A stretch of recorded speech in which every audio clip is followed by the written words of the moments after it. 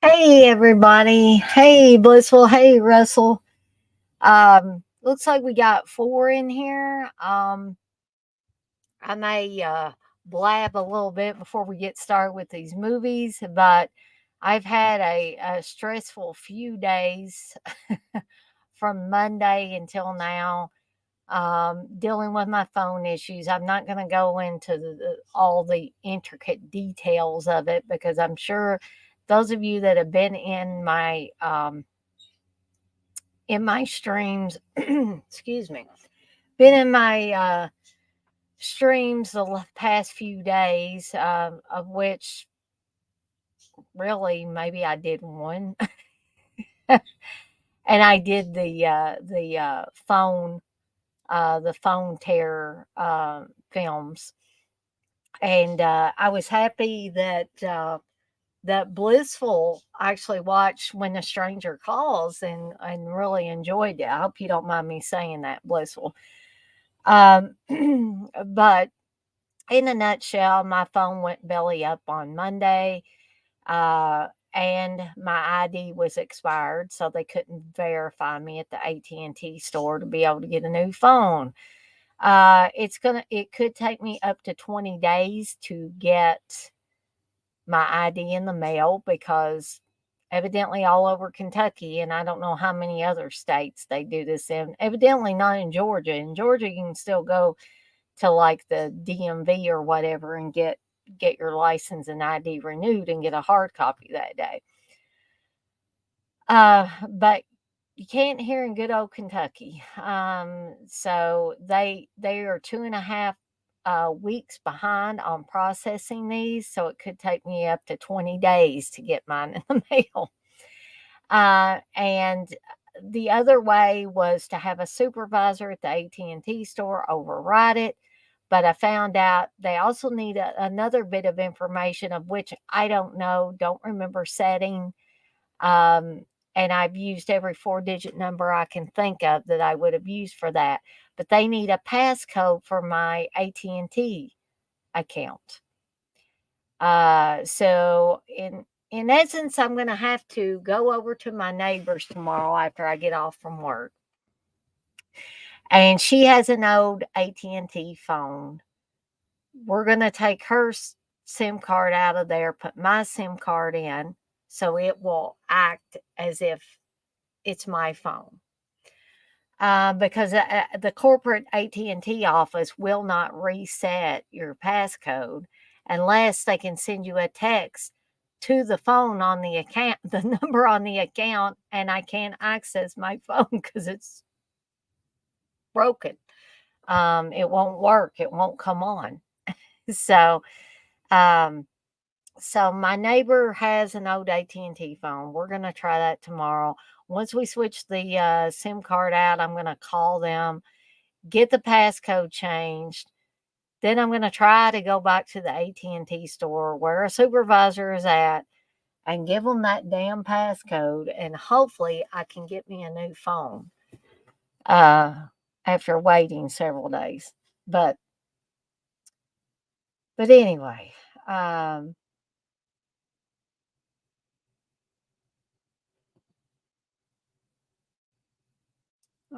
Phil's in here. X-ray's in here. Yeah, X-ray, you are here early from one of these. How you doing, X-ray? It's good to see you in here. Well, thank you. I think I'm just beyond exhausted, X-ray. I think I'm just like I'm just done. I've been dealing with so much phone trouble that it's just not even funny anymore. Um, I'm not going to say poor guy because he was so sarcastic to me at the Kentucky Transportation Cabinet. Um, that it's on my glasses again. Um, he was being such a butt that I just, come really close to telling him off.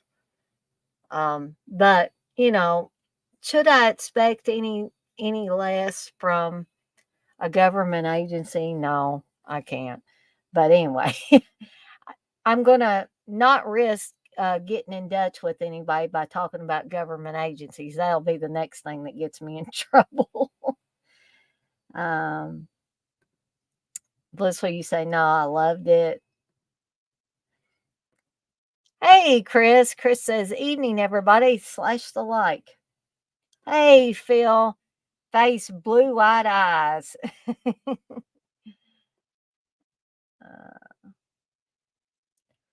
uh, Steve's doing okay, Chris. He's still, bless his heart. I mean, I do feel bad for him. You know, we thought that this was going to be a turning point for him getting his CPAP machine, but he's still having trouble sleeping. He's still having trouble getting a full night's sleep. And I'm sure I have contributed to getting him wound up where he can't sleep this week because I've been a crybaby because I've been moaning and groaning because I've been without my phone and I just can't stand it. But I think he might be doing a little bit better, Chris. But thank you for asking about him. I'll be sure to tell him. Super Batman Nerd, you say you don't think you've seen all of When a Stranger Calls? And Blissful says that you can watch it on YouTube. So there you go. Any guys and gals that want to either catch up on that or watch it all, there's your chance there for free. Yeah, that I've been playing the poor me card all week, Phil. Unfortunately, Bliss, what you say you handle it so much better than I would have. Phil says we need to whoop his ass. I think he need. I wanted to say who pissed in your cornflakes anyway.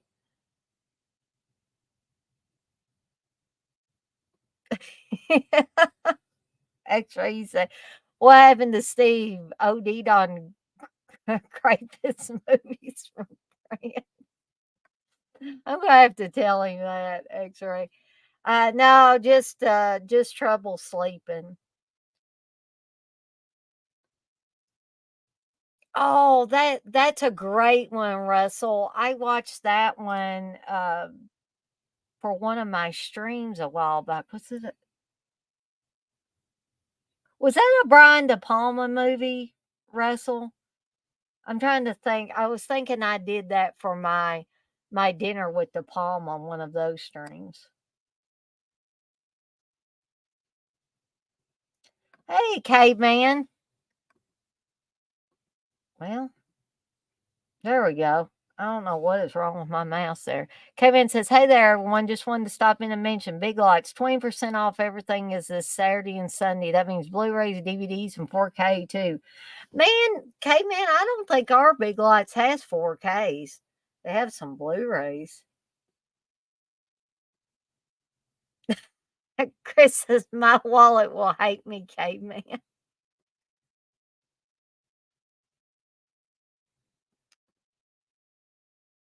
It's not. Well, I wonder what I did that for. I know I watched that one. I know I did. Shoot. I'll have to go back and find that and find out which director I was covering or what I was doing when I covered that. Um, but anyway, just a little note. I don't think I really need to remind anybody in here um, about this, but it I didn't want to stop putting the link in the chat because I think it makes it a lot easier for people that I've already had on, or people that I know from the chat, or people that I just know personally, to just click on it and go backstage and I add you. However, as of late, like the last 2 or 3 weeks, there have been some strangers popping in. And I'm not adverse to having strangers on here, but when they can't tell me who they are, like they can't give me a name, they've got a screen name under their video. And the the first two I couldn't even see the person. This third time I could see the guy. But that didn't tell me much. And his screen name was Andy Watt. And I was like, I can't just add this guy on here. He could come on here and unzip his fly or something, or get on here and just start talking crazy talk. And, I've got to protect myself. I got to protect you guys in the chat.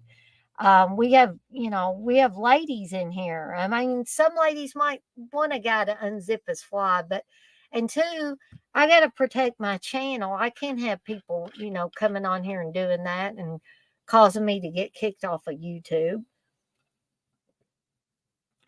So forgive me if I give this little disclaimer, and I have it in the chat too, just in case people come in here. Hopefully they will see that and, understand that I need to know just a little bit more about you. It's not like I need to know your social security number or anything like that.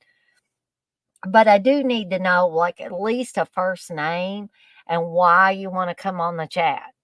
Because if you can't give me that, then I don't know why you're wanting on here, other than I can only assume you're wanting on here for nefarious reasons. So, the little thing I have in here is, please remember that before you click on the link for me to add you, unless I have had you on the stream before or you have been active in the chat. And see, that's something these people are not. They are not active in the chat. They just want to come on here and be live. Please identify yourself with a first name and why you want to come on live. Thank you. So I'm not trying to be mean. And some people might think, well, why are you putting this invite in the chat if you're not going to add us? But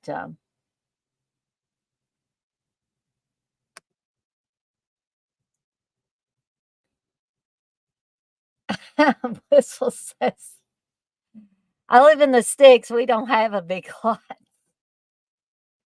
Phil, you said the only thing I bought this year as far as DVDs go, what's the complete series? Was the complete series of Barney Miller. Well, that's cool. I mean, I love those classic shows, Phil. Rosalie, you said then I'm going to watch Dead Heat with Treat Williams and Joe P. Great. Dead Heat's good too. I like that one. X-Ray, you say, yeah, man, only Steve is allowed to unzip his fly on cam here. Well, not even Steve's allowed to do that, X-Ray.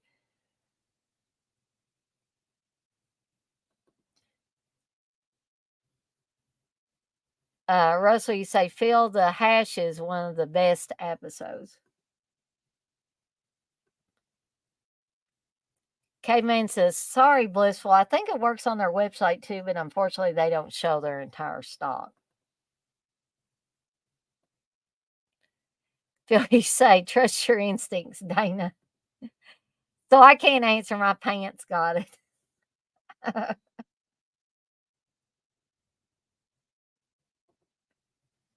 Chris, you say, all good, Dana. Yeah, there's some freaky ones out there. Well,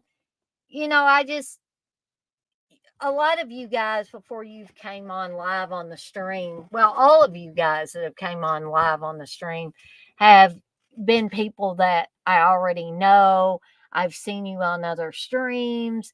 You've been on mine before, and I had talked to you beforehand, or it's like people I've known from the past, like Uncle Bill and CK, and several other, John, and both John Grande and John Cressup, and just a lot of those people like that. And so at first I thought, well, maybe I should quit putting this in the chat. Maybe I'm just opening myself up to having just anybody get on there. And then they may get really pissed off and try to get me pulled off of YouTube or something for not adding them. But I just didn't know what to do. I wanted to make it easier for people to come on here if they wanted to.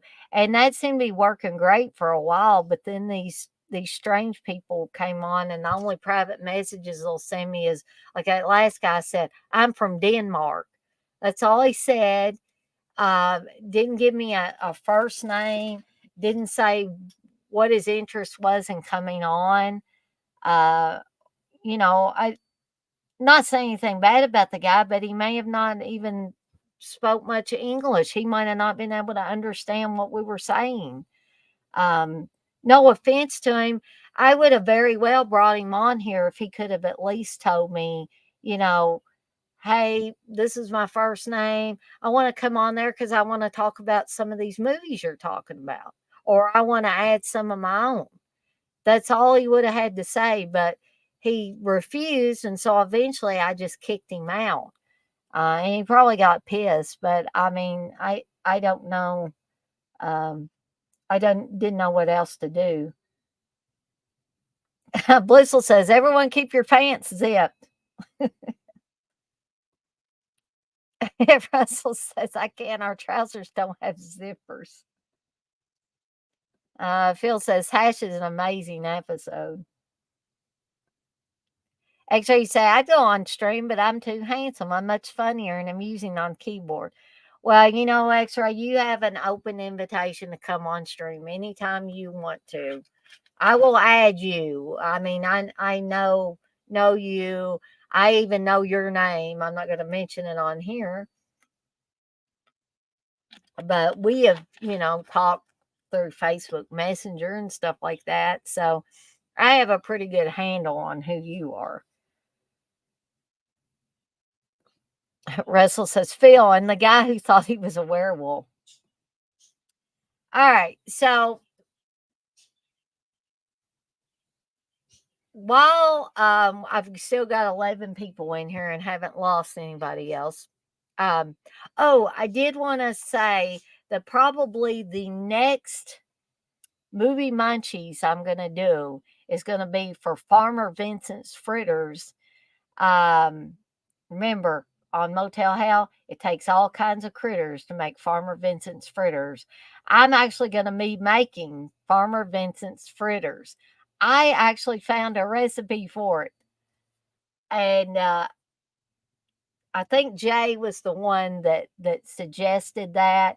And so look for that upcoming. I don't know for sure if it's going to be a video or a live stream just yet, but that one will be forthcoming. And I'm really excited about doing that one.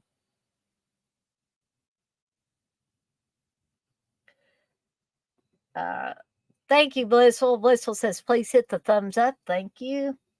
All right, guys and gals, let's get started with these movies here. So I've got 10 more so bad they're good horror films. Keep in mind that this is in my opinion only. So the first one is Memorial Valley Massacre.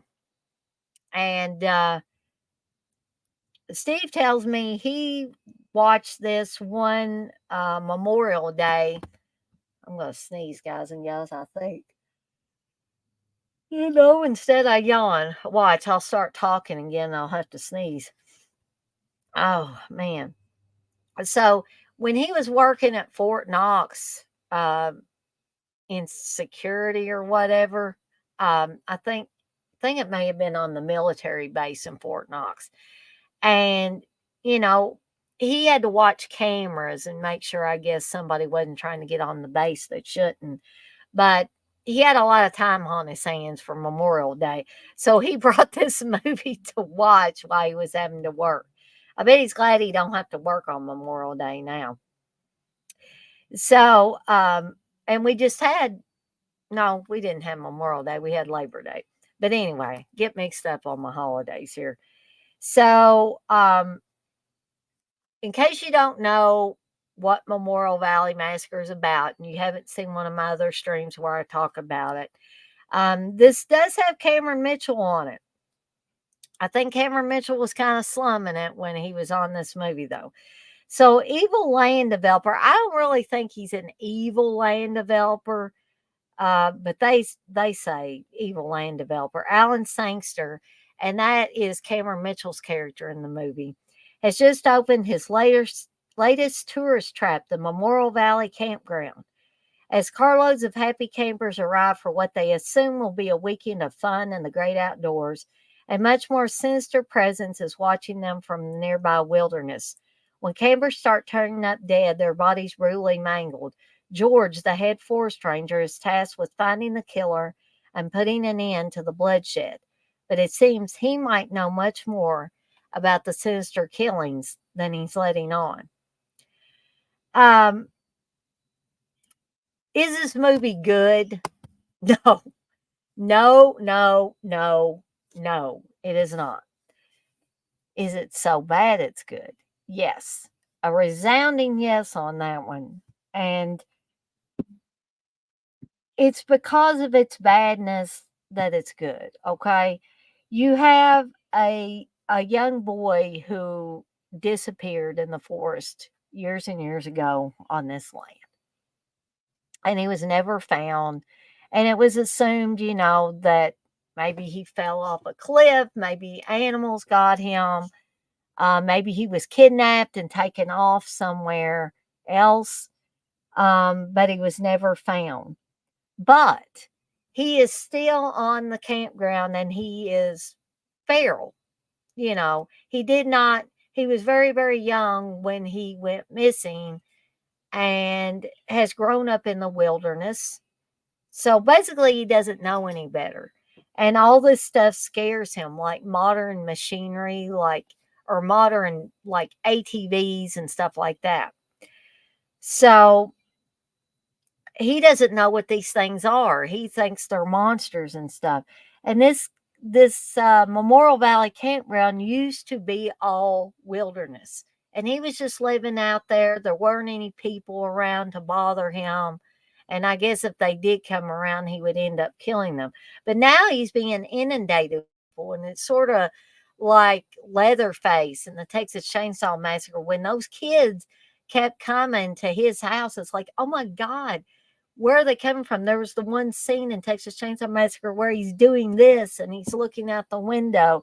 This is kind of like how this grown boy acts. He just does. He's frightened of all this. He doesn't know where are all these people coming from. So he reacts the only way he knows how, by destroying these people to get rid of them.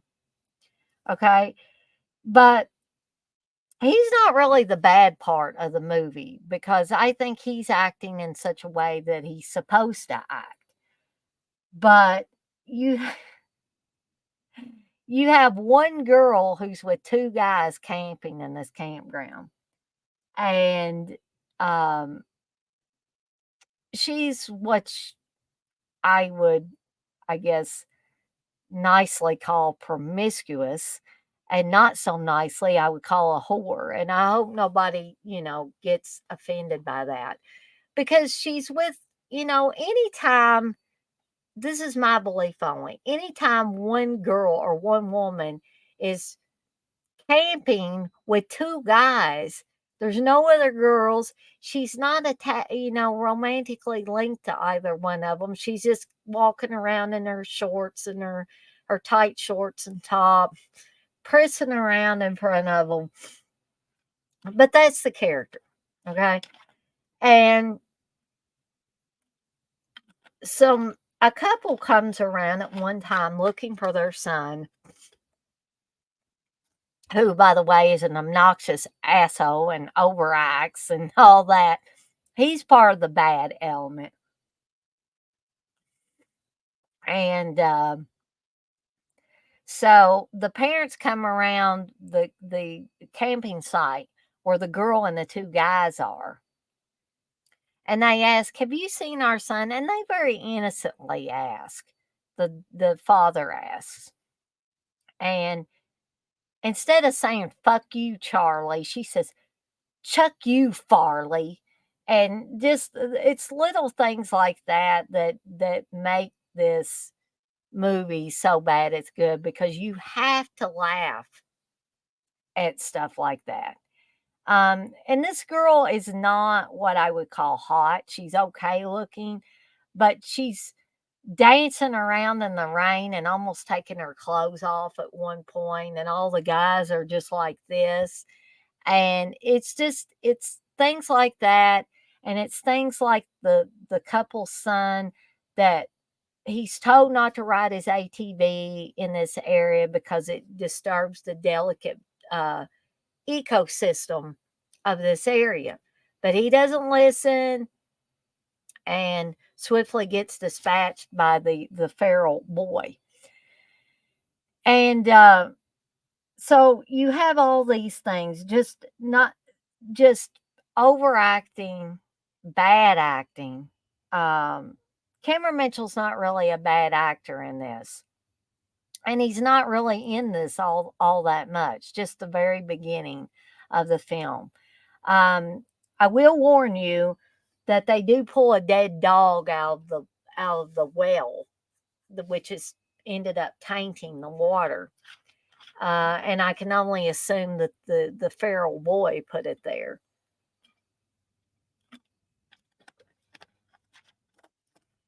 And so you have all of these things together that make this a so bad it's good movie.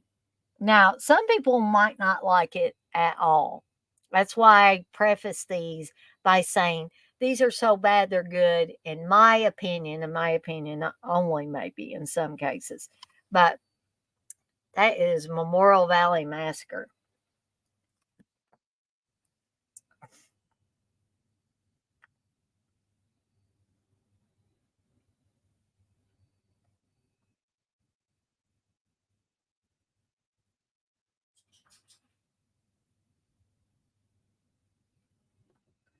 Chris says, so they have a horror for every holiday. Awesome.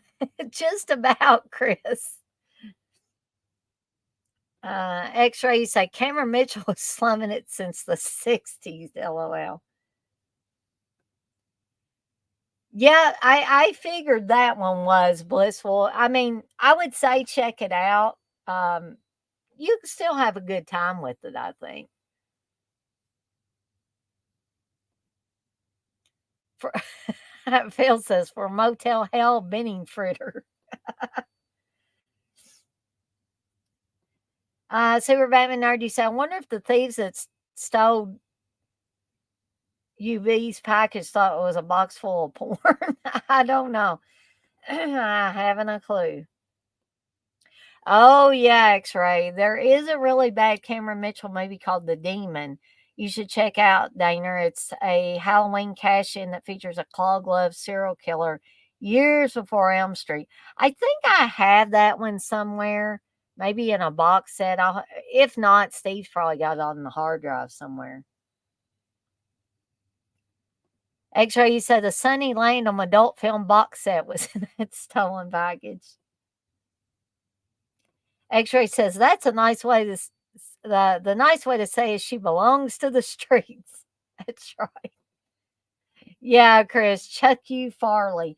That's the only movie I've ever heard that expression uttered. All right, so the next one is Microwave Massacre. And with a title like that, how could you not watch this, right? Arrow Video put this one out a little while back. And guess who stars in this movie? Comedian and actor Jackie Vernon, the voice of Frosty the Snowman in the old Christmas cartoons. I kid you not. And when he talks, you'll know, yeah, that's Frosty. Um, so Microwave Massacre stars legendary stand-up comedian and actor Jackie Vernon as Donald, a disgruntled construction worker whose wife's predilection for hot cuisine drives him to cannibalism, and it does, literally. Donald unwittingly stumbles upon a solution to the two major problems in his life: his nagging wife and lack of decent meals. So basically, he kills two birds with one stone.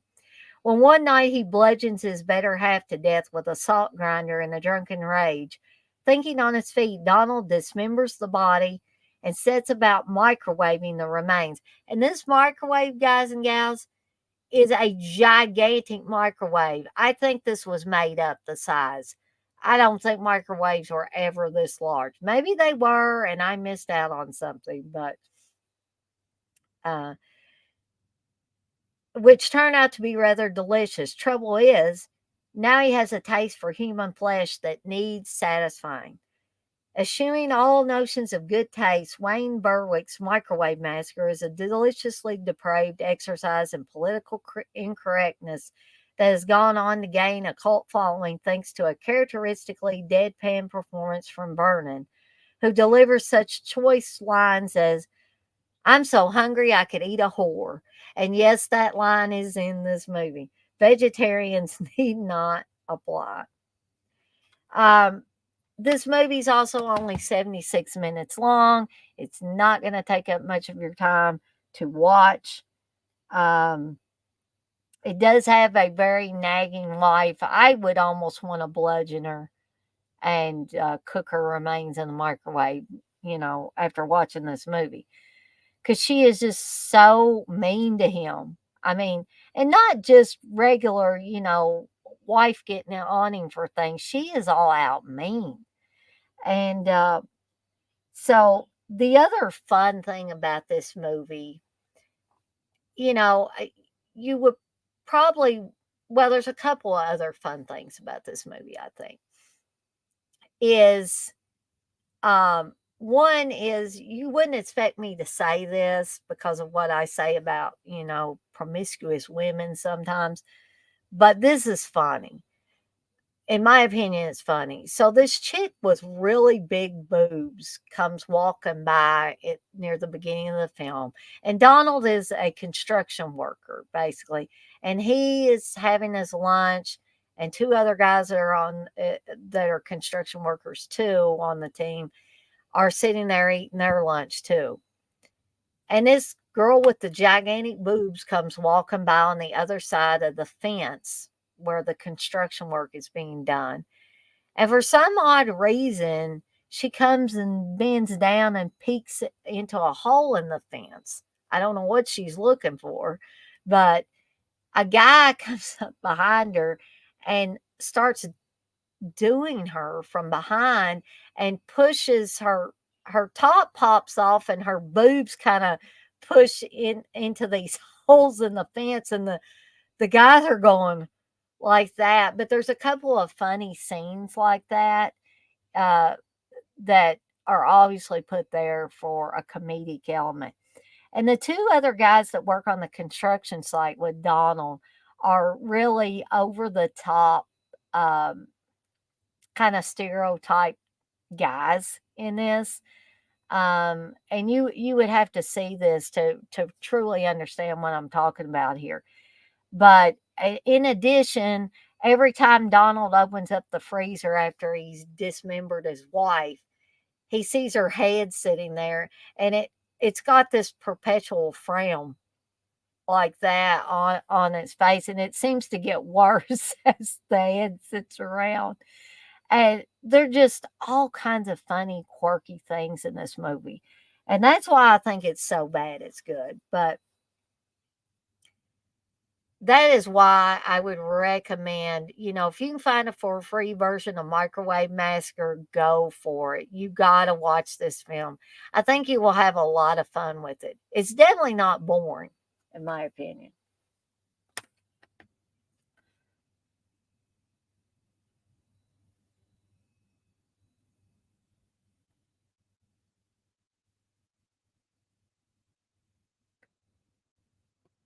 Chris, you say the Slayer predates Elm Street. Elm Street, I think. Yeah, I believe it does too, Chris. Blissful says also on YouTube for free. Blissful, you say every time I put that up, take a sip of water. Hydration is important.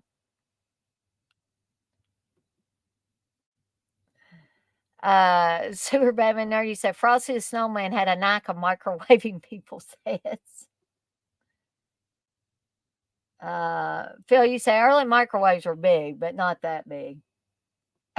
Chris, you say I saw it on Arrow's website, but I'm like, nope. Yeah, I wouldn't spend money on it until you watch it for free and determine if it's something that you would watch more than once, Chris. So you say I'm side eyeing my microwave. Yeah, Russell, I have seen. I've seen at least Jack Frost one, but I agree that some people think they're so bad they're good, but I just hate that movie. I've tried to watch it more than once. I think Joe Bob had it on his show too, and yeah, it was hard for me. But if some of you guys like it, I say to each his own. Evidently, Super Batman Nerd likes them too. X-Ray says Jack Frost was all kinds of fucked up. The monster brutally grapes Shannon Elizabeth with his carrot. Yes, he does. He certainly does. All right, so moving on to the next one. And somebody talked about this in one of the earlier streams, and I said I would get to it. That is Mother's Day. This is Eli Roth's favorite horror film. See that? There's his quote right there. Um, yeah, this one, it is so bad it's good. But let me tell you, once the women get kidnapped, just especially if you're a woman watching this, it's kind of brutal, okay? There for a while. What these two guys here do to these women, and they all do it for their mommy, which is even sicker. But anyway, what is Mother's Day about? Loving sons always do what their mothers tell them to, even if it's to kill. The Trauma Team is proud to bring you Charles Kaufman's Mother's Day, the independent horror classic which redefines the term family values. This stylish, horrific, and darkly humorous film is a worldwide favorite. In the spirit of Texas Chainsaw Massacre, Mother's Day is a celebration of gore and depravity that is certain to offend the weak of heart. Um, but where the raw, hard to watch stuff happens is these these three college roommates. Now they're out of college and out on their own, and a couple of the girls don't have too good of lives. The one girl is, um, I mean, emotionally and verbally abused by her elderly mother, who she has to take care of. Who basically calls her a slut and stuff like that. And she's trying to do everything she can for her mother, and her mother just keeps being mean to her. And her mother says, "I'm a sick woman. You're supposed to be taking care of me." So she's really looking forward to getting away with her two old college roommates. And they do this, I believe, every year or every few years. There's a secret place that they go, and whoever's turn it is to pick gets to blindfold or put bags over the other two's heads so they don't know where they're going till they get there. So the girl that this is her year to plan this trip for them is having troubles of her own. She has a boyfriend that steals money from her and doesn't really care about her, you can tell. And when she's getting ready to go, she tells him bye and he doesn't even really answer. He's living in her apartment. He steals money from her or asks her for money all the time. He doesn't contribute anything to the relationship. And so she's wanting to get away. The third girl is the one that pretty much has a good kind of glamorous life, I believe, out in LA. So, needless to say, two of the girls are really wanting to get away and go on this weekend trip, which turns out to be a camping trip in the wilderness. Well, what they didn't count on is these two degenerates right there, or you can see them on the front, um, who have a mother that is just as crazy as they are. And so they end up kidnapping the girls and taking them from their campsite to their back to their house and their mother's house. And they claim to do these skits or plays for their mother. And their mother watches as they beat the one girl, the girl that planned this trip. They beat her up, they rape her, um, they do all kinds of terrible things to her, and she ends up dying. Um, and then the other two girls have to, pull themselves together and get revenge on the guys. But here's where it's so bad, it's good. These guys are goofy as hell, too. And the mother is so off her rocker with all of the stuff she talks about. Those two things are what make this so bad it's good. The girls are pretty decent actors or actresses in this. Um, and the other people in it are decent, but when you have a movie where somebody gets killed basically with a sex toy, they get suffocated with an inflatable sex toy. You're in the presence of somebody that can adequately direct a so bad it's good movie. And it was Trauma that put this out originally. So there's another hint right there. But so I usually try to watch Mother's Day every Mother's Day, even though this is probably not a movie you'd want to share with your mother unless she's into this kind of stuff like you are. Um, but I would invite you to at least check it out if you haven't seen it, if you can find a for free version. But there's Mother's Day.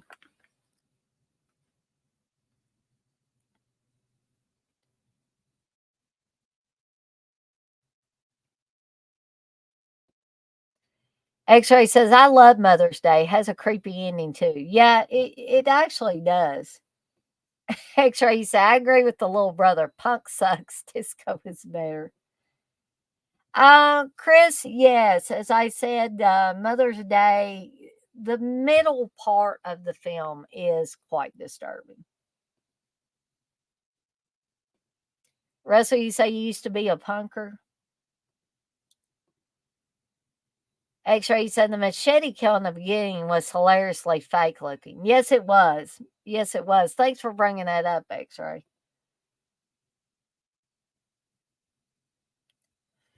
Okay, so the next one is Mountaintop Motel Massacre that has the great tagline, please do not disturb Evelyn. She already is.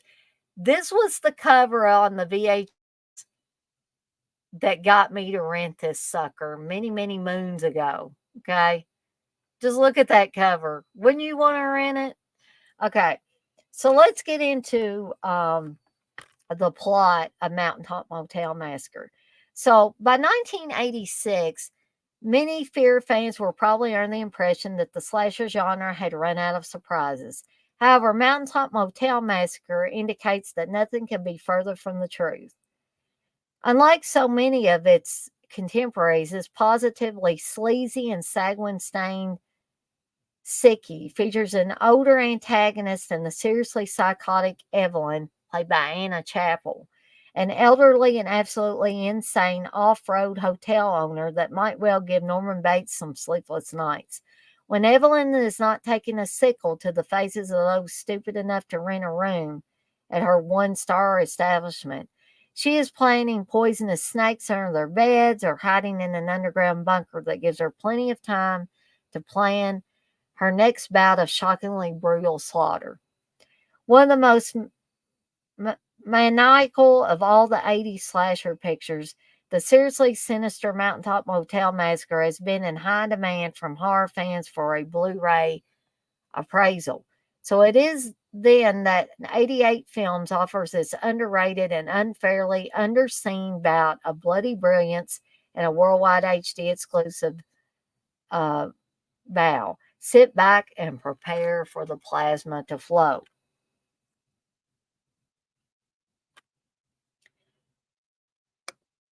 Phil says, would you show Mother's Day to your mother? I probably would my mother, and I think my mother has seen it, but my mom used to be a big horror and or slasher fan. But not everybody probably would.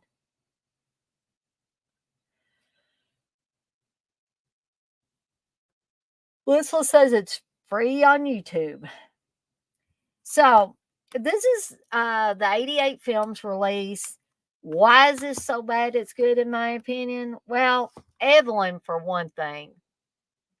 Batshit crazy Evelyn makes this movie.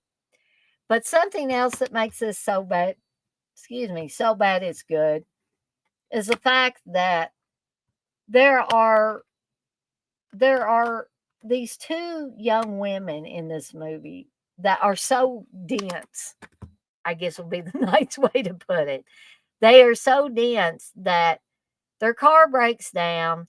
They're on their way to Nashville. They think they're going to become singing stars. And they're singing this goofy sounding country song. Um, it's goofy because they're singing it. And you're like, really? You think you're going to become singing stars? I'm afraid you're going to fall flat on your ass or your face or whatever. So their car breaks down. It's raining. And this guy pulls up in his fancy car with the old car phones. You guys remember those in the rich people's cars, those car phones before we had cell phones and all that. And he convinces them that I believe he's a record executive or somebody that works for a record executive. And he has them convinced that if, basically if they both sleep with him, he'll make sure that they get a record deal. So the one girl is really dumb and she falls right for it and just, pops her top and agrees to sleep with him. The other girl is a little bit smarter. The one is really stupid. The one that ends up sleeping with the guy who says he's a record executive. Um, but they're they're both singing for him in the hotel room, or she's singing for him, one of the two, and he's not really got any clothes on, and he looks so stupid. I think he's supposed to be naked, and he's got the bed cover or the comforter over his lap, and he's going like that. It's like, dude, you wouldn't fool anybody, not a real woman. You wouldn't fool, and so that kind of stuff is just so over the top and so corny that it makes the stuff that Evelyn is doing look like Citizen Kane style acting. So, so those are the things that make this one so bad it's good. But it is definitely a decent slasher. It does have some creepy moments in it. Um, and I would highly recommend it. If you can find a for free version, if you don't own a copy yourself, and try to see if you can check this one out. And that's Mountaintop Motel Massacre.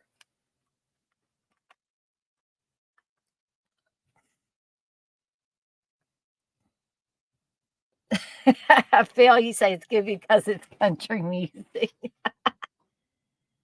Okay, so the next one, I've actually done a commentary that Uncle Bill was on with me for.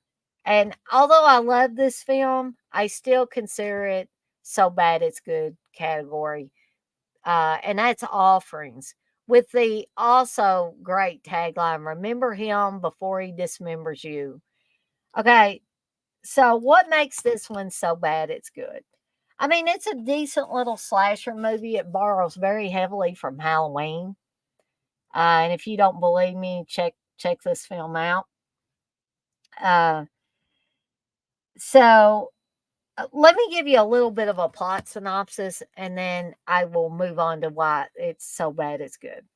So, in the tradition of the 80s slasher movie genre, Dark Force Entertainment is proud to bring you the 1989 cult horror classic Offerings. This dark little gem was directed by Christopher Reynolds and heavily borrowed from the original Halloween. Offerings is a worthy entry into the slasher genre with its own unique appeal. If you're a fan of mass killers with knife horror flicks, you will want to add Offerings to your collection. 10 years after he was pushed down a well, a young man kills off the neighborhood bullies who tormented him and leaves their body parts as presents for the one girl who was kind to him. Okay, so getting back to why it's so bad it's good.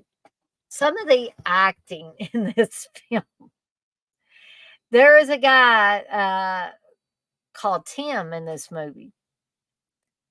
And from the first moment you see this guy, you're like, oh my God. So, one thing is, and you may think, well, why is that so bad it's good, Dana? Or why is this funny? But the guy swings his arms like this when he's walking. I can't really the proper way because I knock my hands and arms into my desk. But he just swings his arms both back and forth whenever he's walking. And it's like not something that you would think a college student would do. You would think maybe an old person would do this or something, but not a college student.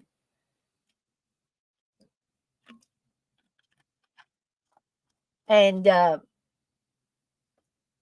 so then you have the girl that plays his girlfriend, and she's equally as bad.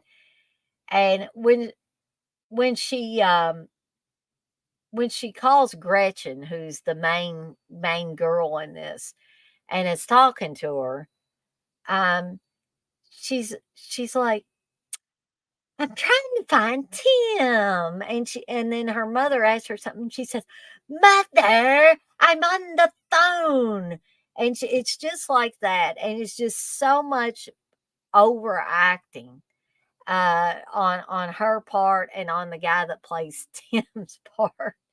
The other people are pretty decent in the movie. Maybe Greg's not. Greg plays Gretchen's boyfriend.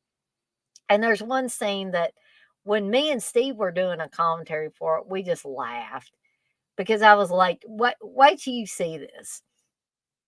Um, because Greg's over at Gretchen's because Gretchen's parents are away.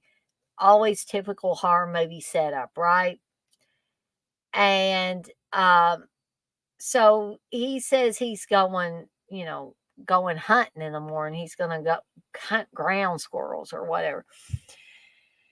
And he goes home. You see him go into his room, and um, first, the ridiculous thing about the killer's in his room before he gets there, and you see the killer slide in under Greg's bed from the side. Now, wouldn't he be sticking out on one side of the bed or the other if he went in through the side rather than the end? But, me and Steve talked about that too. But anyway, the killer goes under the bed. So Greg doesn't see him. He comes into the room and he turns on the light and he picks up a picture of Gretchen in a bathing suit, and he's kind of looking at it, and then he hears something and he looks, and then he looks back at her picture, and it's just so the way he smiles is just so funny. It's little things like that, I'm not hard to please in this department. So little things like that. In addition to I'm going to be nice about this. In addition to the overweight sheriff, which was I don't know if I would call it a cliche, maybe a trope in horror films, especially in the 80s, that you would have these overweight sheriffs. I guess so everybody could have a good laugh. I don't know. Um, it didn't really make me laugh, but like the things that happened to this sheriff, like for instance, he finds a young boy looking at dirty magazines in the closet of an old house. And, he saw somebody go in there and he thought it might be this guy, John Radley, who escaped from the mental hospital that they're trying to find. So he goes in there, finds this kid with a box of dirty magazines in the closet. He makes the kid, he says, get that filth and, take it out to my car and put it in the trunk of my car. I'm going to, confiscate this stuff. And while the kid's loading the stuff up, you can see the cop looking and go like that. He likes it, but this kid ain't supposed to have it. But anyway, so the kid puts the stuff in the sheriff's trunk, and then the cops ask for his name. What's your name, son? Ben. What's your last name? Dover. And he doesn't catch it then, and so he says, okay, get out here. And the kid starts taking off on his bike, and he goes, bend over. And then he goes, hey, kid. And I think the kid flips him off and then just keeps going. But it's just, like I said, it's little things like that that help to make this film, for me anyway, achieve so bad it's good status.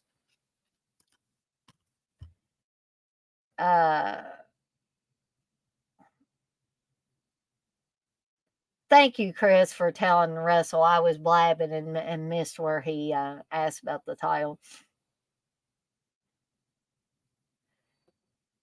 Russell says, who farted? Kaboom goes the house. Funny scene at the end of Wise Guys. Captain Lou Alpine. Phil says, do you have me finally wanting to watch this movie? Thanks, Dana. And Blitzel says, yes, it's free on YouTube. Chris, you say you've heard of it? Yes, Russell, it is from 1989. Oh, sorry, Blissful, I saw you answer that. Phil, you say you have me wanting to watch this movie now, finally. Okay, so that's offerings. Moving on, is Phantom of the Mall, Eric's Revenge. This one was also put out by Arrow. You'll notice I did not get the limited edition because I didn't want to spend all that money. I was being a cheap ass. So I got this version. So what is Phantom of the Mall, Eric's Revenge about? Four high school sweethearts, Eric and Melody, love's young dream turns into a nightmare when Eric apparently dies in a fire which engulfs his family home. 1 year later, and Melody is trying to move on with her life, taking up a job at the new Midwood Mall along with her friends. But the mall, which stands on the very site of Eric's former home, has an uninvited guest. A shadowy, scarred figure who haunts its air ducts and subterranean passageways, hell-bent on exacting vengeance on the mall's crooked developers. Directed by Richard Friedman, of Scared Stiff and Doom Asylum, and featuring star turns from Pauly Shore and Morgan Fairchild. Phantom of the Mall's Eric's Revenge swoops on the Blu-ray in an extras-packed edition, which proves that Arrow Video's love for 80s slasher fare never dies. Russell, you say, what do you get when you mix a genius with a hooker? I fucking know it all. Awesome, Russell. You found that movie. So what is one thing that makes this so bad it's good, besides some of the corny acting in this? Any movie where Pauly Shore moons a security camera in a mall gets my stamp that says so bad it's good. That one scene alone would be enough to make this so bad it's good. The movie's not too bad itself. It's not really the best made movie in the world. Does have a little bit of bad acting, but you do have Pauly Shore mooning the security camera. I am not going to back down from that, making this movie so bad it's good. In addition to the bad acting, in addition to having Morgan Fairchild in this damn movie, trying to act like it's a serious movie, and it's obviously not. That's what I felt Morgan Fairchild was doing. It's like, la la la, I'm in this serious horror film. No, you're not, honey. You're not. But anyway, that's Phantom of the Mall, Eric's Revenge.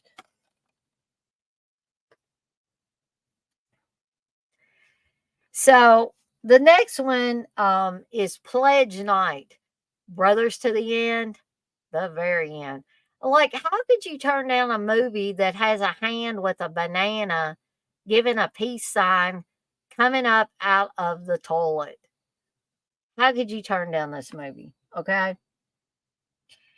So, what is Pledge Night about? It's hazing season at 5, and the boys are up to all sorts of nasty pranks on their hapless pledges in between regular bouts of wetting their whistles at the campus watering hole with some of the area's beautiful sorority babes. No. I'm not trying to be offensive. I'm just saying, no. If this is what passes for sorority babes, I don't know. The sorority babes that they get hooked up with at the bar, yeah, the real, I guess the real sorority babes were some of the ones that actually hung around with the guys, not the ones they took the pledges to hang out with. Although they were messing around with some of them too. It was pretty sleazy. Um, let's see. But this is going to be one literal hell week as they unwittingly unleash the spirit of Acid Sid, an unfortunate pledge who was accidentally dissolved in acid during a hazing prank gone wrong some 20 years earlier, as the helpless frat boys and pledges fall victim to Sid's wrath and seemingly indestructible towering zombie corpse. It's up to the stragglers to figure out how to kill someone who's been dead for 2 decades or die trying.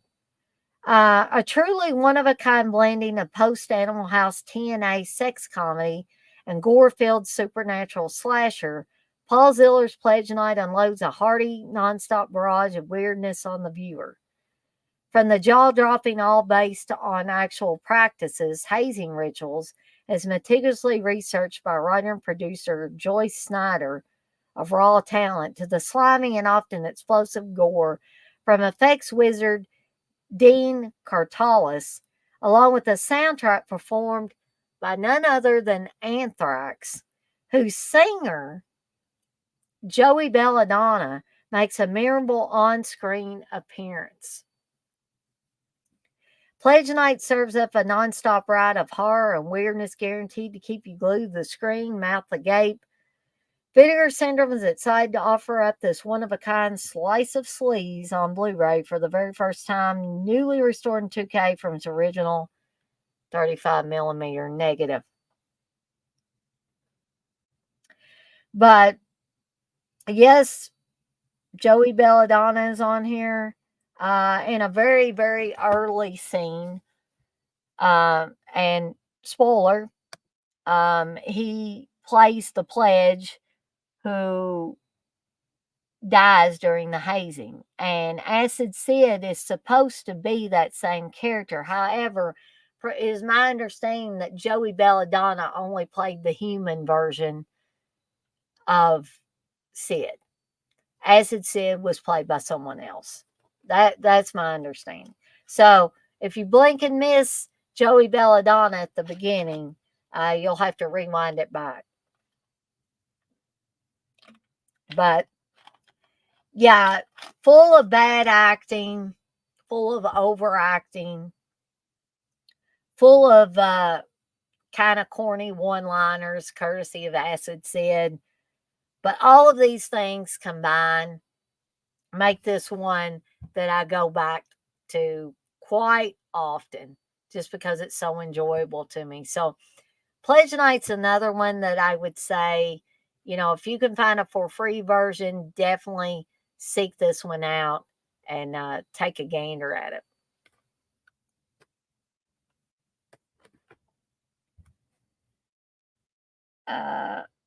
Blissel says she's stealing Russell's joke.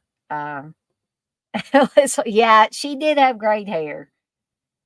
Uh, Russell, you say tired because I was on a watch party for 6 hours plus last night. Man, I thought some of my watch alongs were long, Russell. Did the Anthrax and the Joey Belladonna thing sell it for you, Blissful?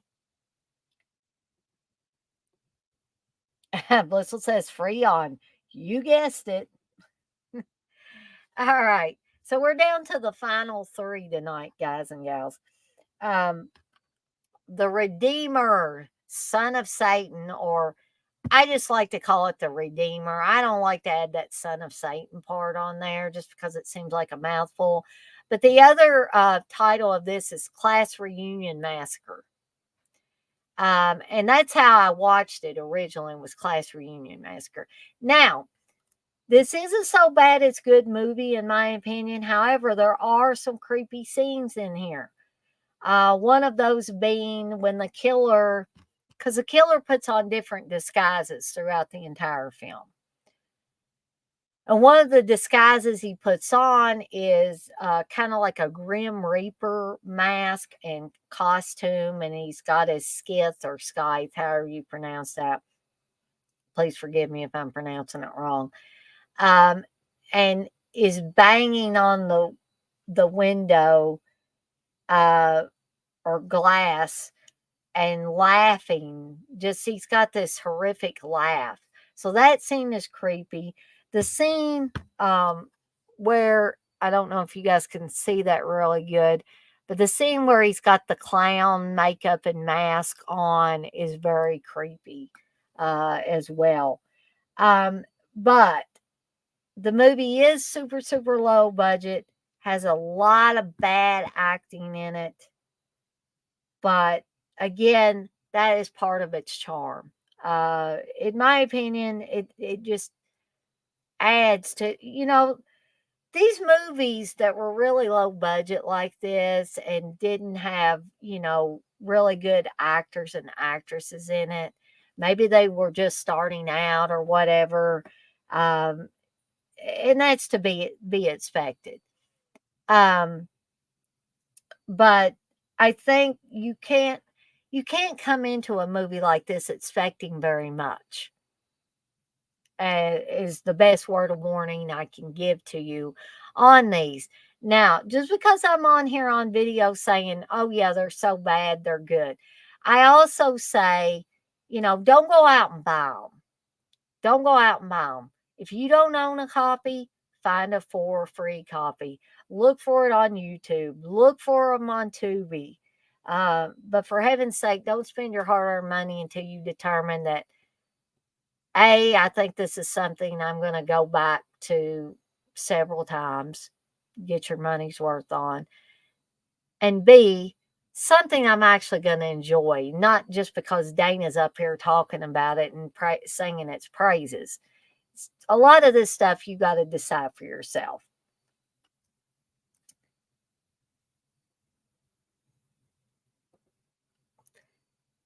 Chris says, "Hell yes for Anthrax." Which one's not free on YouTube? Is this one not free on YouTube, Blissful? Yeah, you might have to try other avenues. Maybe try the Internet Archive or archive.org. Maybe check Tubi. I don't know. Maybe it's, hold on a sec.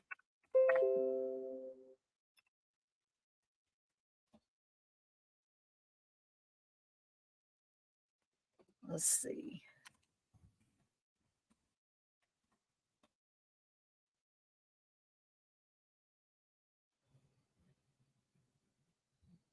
Hmm.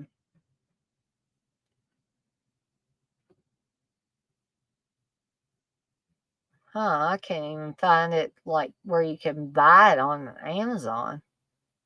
Wow.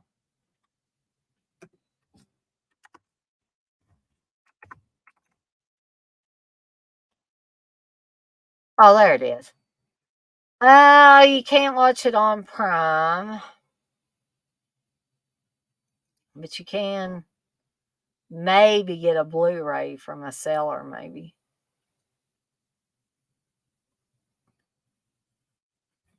Wow, somebody had a VHS tape. Yeah, you might have to do a little researching to see if you can find that for free. Actually, yeah, you can find most shit on either Tubi, YouTube, or Internet Archive. Yeah, this is not something that I think is going to get anybody in trouble or anything. Let me try something real quick. See if find it under the other title. What in the world? Goodness. I hope I'm not pausing and stuff like that. I don't know what's going on here. Sometimes I can't. Here sporadically, I've not been able to get stuff to load. Oh, now it's loading. The internet seems to be working correctly. I don't know what's wrong. I just brought Amazon up and there wasn't any problem.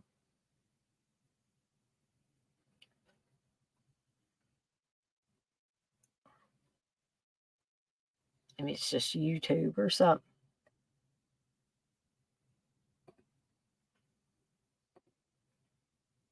Blissful says, X-Ray, you remind me so much of my best friend. It's scary. Do you have a twin? I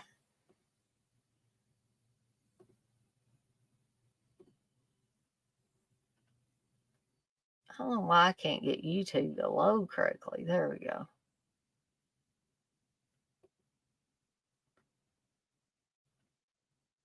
Yeah, that's not the whole movie.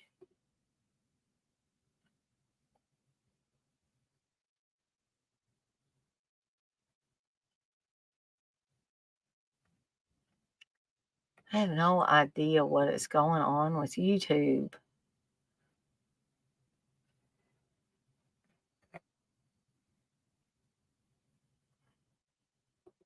All right. It's like, I don't know what in the world. Maybe.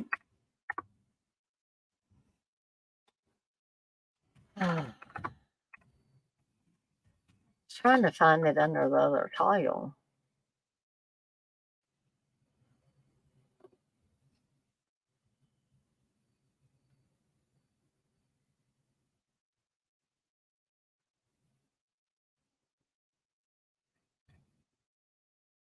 Yeah, I don't know.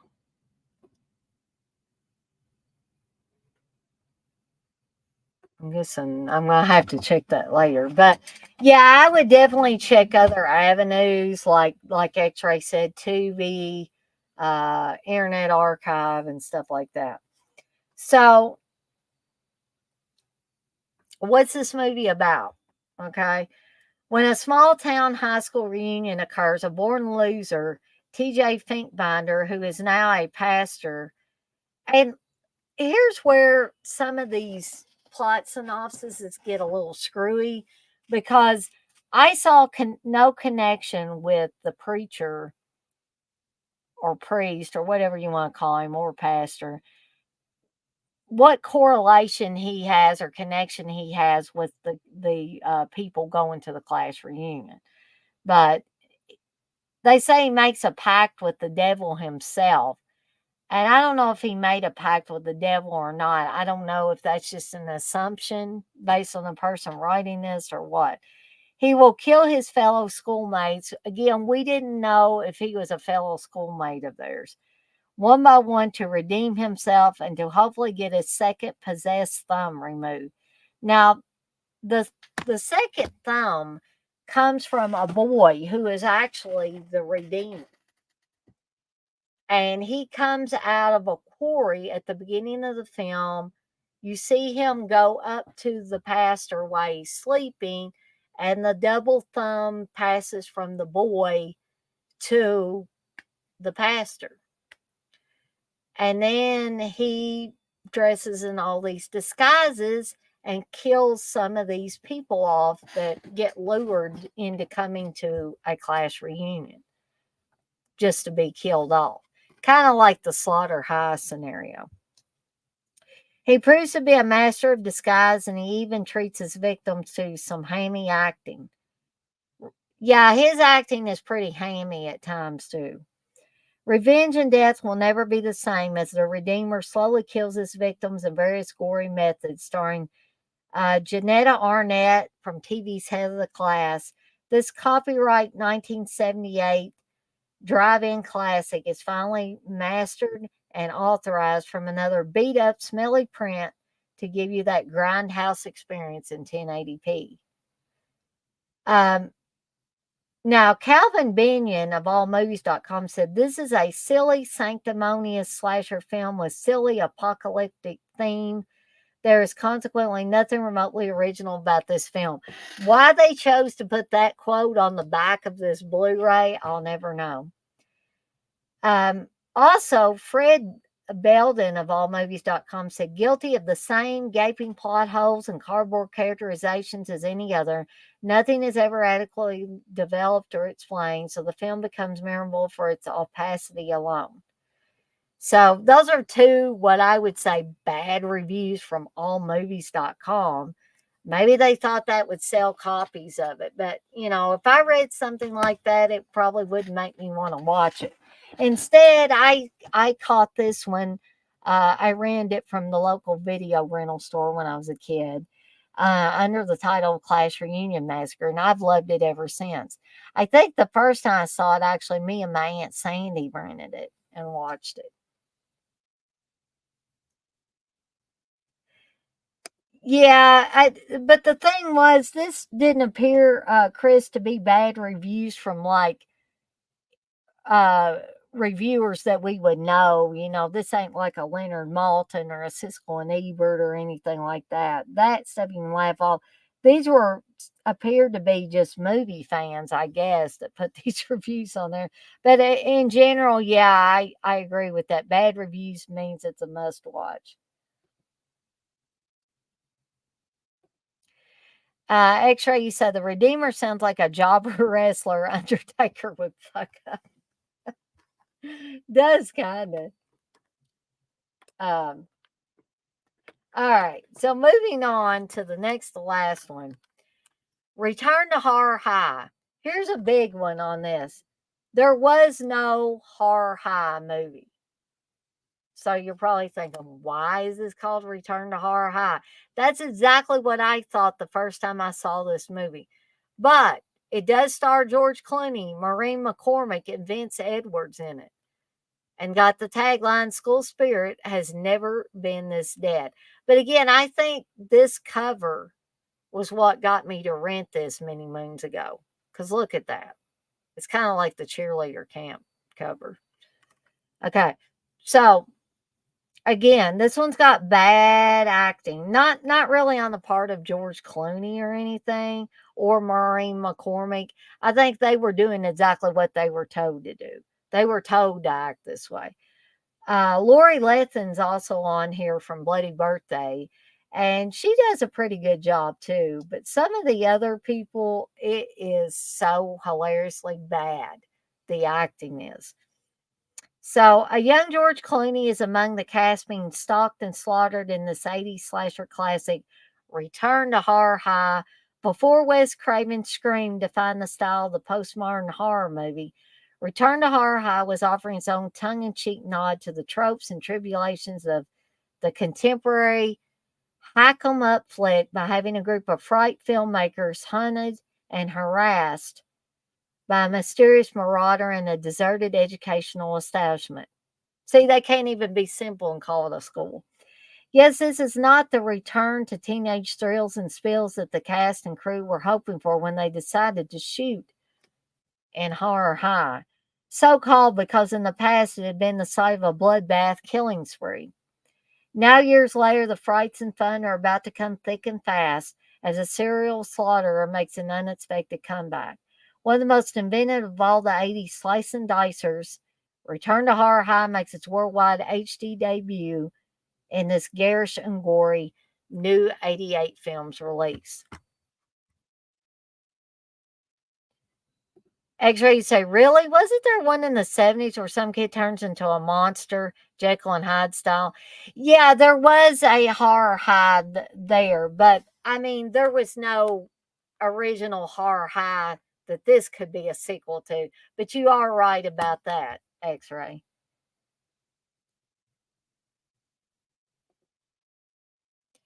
X-Ray says maybe it's an in name only sequel. Russell, you say Maureen had a crush on her years ago. Me and her were born on the same year and day. Oh, that's cool, Russell. So, like I said, there is some over the top badness in the acting department in this movie, plus just cheesy good fun. Okay. And I'm going to reiterate the story I've told before about this movie. And when I was working for my small town public library, there was a time when I would donate my old horror movies when I got them on DVD or Blu-ray. I would donate my VHS to the library so that other people could experience all the pleasures of these horror movies that I'd watched, good and bad, right? So I donated Return to Horror High VHS to my library. And okay, so somebody wasn't watching what they were doing, and no, it wasn't me. When they checked, evidently somebody had previously checked out Return to Horror High and some Disney film, I think, called Whispers about an elephant. And when they came back, I guess the person that checked them out put Return to Horror High in the Whispers case, and somebody didn't check and make sure the things were in the right case. Well, this is when we had our children's department downstairs. So that Whisper's case was returned to Horror High in it, got sent down to the children's department. Well, a grandma came in with her two granddaughters who she was raising, and they thought they were getting Whispers. Again, nobody paid any attention when they were checking it out to them or anything to say, oops, wrong film in here. We better find the right one. So I'm guessing it wasn't rewound either because the grandmother just put it in the VCR and left the girls to watch what she thought was a kid's movie. She went in the kitchen to do something. A few seconds later, she heard the girls screaming that someone had just gotten her head cut off. The grandmother comes back into the living room and is horrified. She brings the movie back to us and she is pissed because her granddaughters were subjected to this. And so we got a little talking to, the whole staff did, about checking when movies come back to make sure the right movie is in the right case. So that's the funny story. It's funny now that I can tell about Return to Horror High.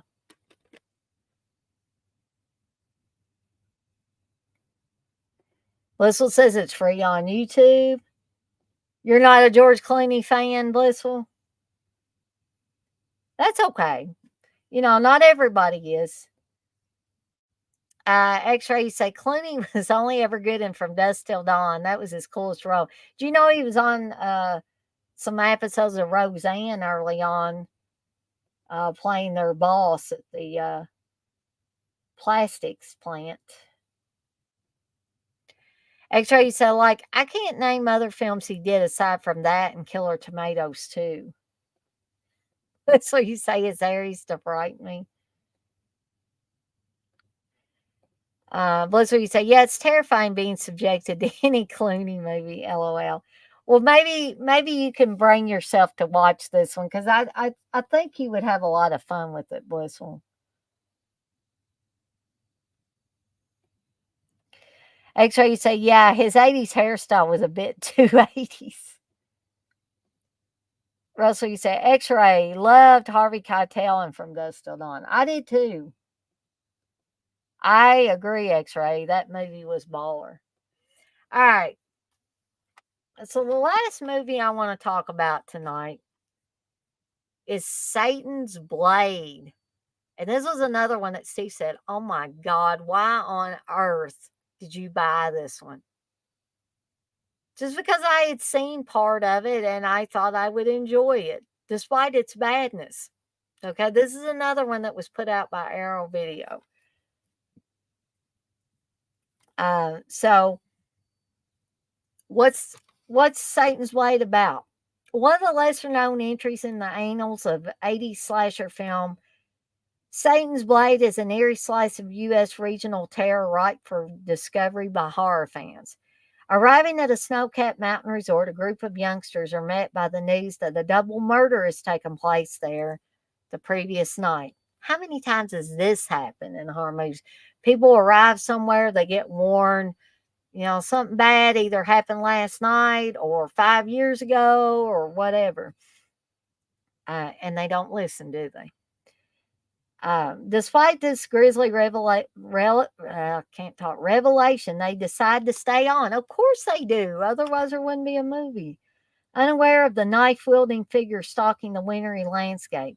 Could the local legend about a vengeful mountain man have some truth to it? Shot in Big Bear, California in 1980, but it wasn't released until 1984. L. Scott Castillo Jr.'s Satan's Blade succeeds in establishing a thoroughly creepy atmosphere, helped in no small part by a freakish nightmare sequence that's sure to inspire more than a few sleepless nights. Now, I will agree that the atmosphere is creepy. I will also agree that the nightmare sequence is, in my opinion, pretty cool and kind of creepy. However, the acting again leaves something to be desired, but also at the same time adds a sense of charm to this movie and makes you want to keep watching it, in my opinion. Again, this is not a long movie, it's only 83 minutes long. It's not, in my opinion, boring. Um, it's just that you got a few, overzealous actors and actresses in this that I think take acting to a whole new level, and not in a good way is the best way I'll say it. But again, I think it's because of and despite these things, it's a so bad it's good movie. Okay.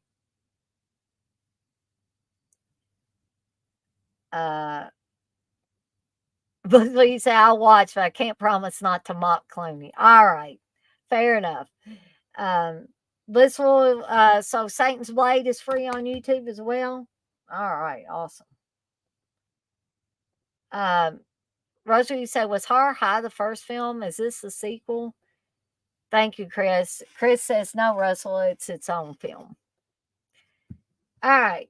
So we have officially reached the end of this week's So Bad They're Good horror films. I may have one, possibly two more shows in the works for the Seductive Poison, the Resurgence podcast. And I want to thank all of you, all 10 to 12 people that were in here for the majority of this, listening to me blab on about these movies. I'm hoping that you were able to discover some that you might want to reintroduce yourself to or introduce yourself to first time around. Because I love doing that. I mean, every time Blissful tells me, I watched one of these films that you talked about and I love it. I enjoyed it so much.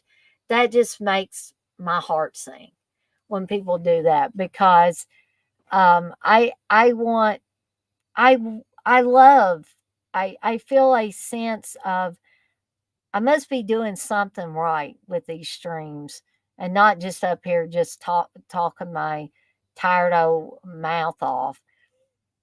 That I'm really not making a difference in people's lives or anything, but I'm introducing them to more forms of entertainment that they can watch and enjoy, especially in the horror genre or the suspense genre. X-ray, you say, I had a female art teacher who people used to say looked like George Clooney in the face. Oh, gosh. Thank you, Chris. Chris says, very good stream, Dana. Thank you, Blissful. Blissful says, great picks tonight, Dana. Okay, so I'm still planning on doing midday. Well, Jay and I are still planning on doing midday with Dana and Jay tomorrow, starting at 1 p.m. Eastern time. And we probably won't be able to go on as long as we normally do because I've got to have an Uber come and pick me up at around 3 to get me to my modern medical weight loss appointment, where I'm going to be getting my first weight loss shot. My mom's none too happy about it. She doesn't want me to do it. She's afraid I'm going to get sick. But I'm going to go ahead and try it. Mom's convinced, paranoid that it'll paralyze my stomach or something else really crazy. But anyway, that's what I'm going to be doing tomorrow after me and Jay do midday with Dana and Jay. Then we've got for the weekend, we have some upcoming watch alongs. We have Cujo on Saturday starting at 7 p.m. Eastern Time, followed on Sunday with Ferris Bueller's Day Off. It's also starting at 7 p.m. Eastern Time. Totally lost my train of thought there. So we got all that upcoming. And then hopefully by next week, I'll have my new phone, and me and TJ will be able to start on Wednesday. We'll be able to start the Tales from the Crypt episode discussion. We're going to cover all 6 of the first season episodes. Uh,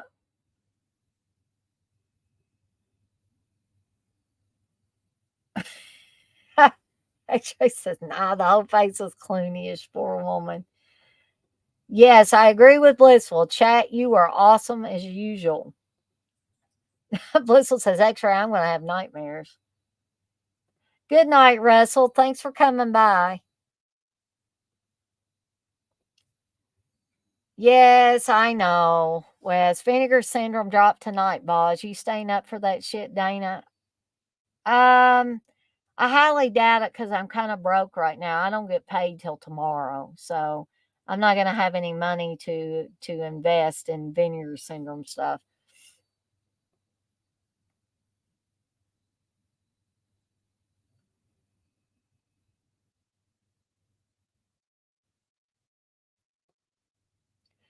No, I did not decide to get an iPhone. I am going to get the Samsung Galaxy S23 Ultra. They stopped making the notes, and maybe there's a reason why they stopped making the notes because they go to shit on you. No, I'm not getting an iPhone. I'm having to use an iPhone for work, and I freaking hate it. X-ray says, "Oh my God, Tales from the Crypt. Yeah, that one is going to take 15 years to complete."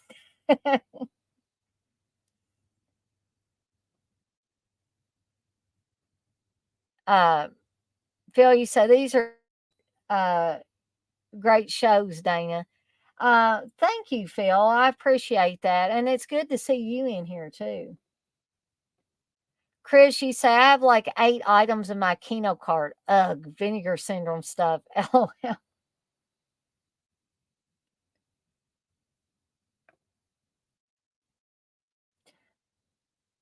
Thank you, Blissful. It's so nice to have another Android fan around here.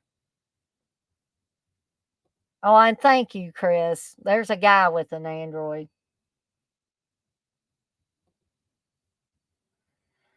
Yeah, I knew you were going to say that. And Steve knows better than to say that to me because I'd probably pop off and say something to him. But I'm not going to pop off and say anything to you. But I know you're a loyal iPhone owner.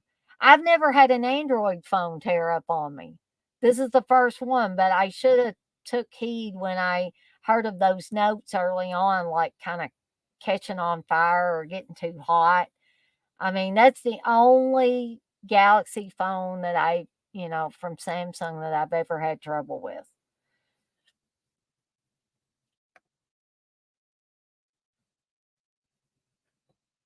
I just hate the layout. I hate everything about iPhone. Plus the fact that that Apple restricts you to having to use iTunes for every freaking thing and doesn't give you much leeway. But anyway, I could go on and on about my hate for Apple products, but I won't. So, as I always say, I'm going to skedaddle on out of here for the night, and I will see everyone on the flip side. And now I'm going to play you my lovely outro, and I will see everybody next time. Bye for now.